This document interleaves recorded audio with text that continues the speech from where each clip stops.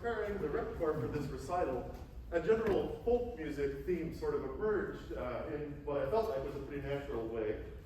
So this next piece is the American Folk Suite for Contrabass Tuba by Andrew Van Deventer. And when I originally approached them about writing a piece for me, the idea that I had was take something like Vaughan Williams' Six Studies in English folk songs, which was originally for cello, and make sort of an American reflection of that. And the first question they asked me when I said I'd like an American version was really astute. It was, well, what do you even mean by American?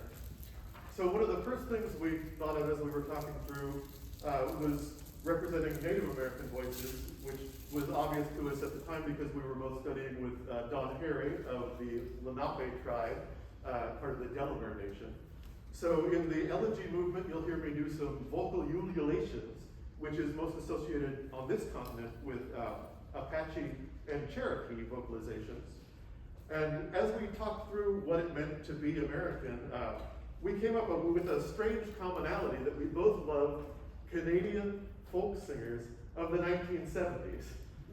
So, as I said with Joni Mitchell, who you heard at the beginning, also Leonard Cohen, you might hear some melodic snippets that are pretty similar, and especially Gordon Lightfoot. So, between me and Andrew Van Deventer, we decided to represent some stylistic things from Canada in the 70s. So, this is the American Folk Suite for Contrabass Tuba, and I wanted to point out for anyone who's not a tuba player, this very, very large tuba is the contrabass tuba, and that's my primary orchestral voice. So hopefully in this space, it'll feel like a big warm hug.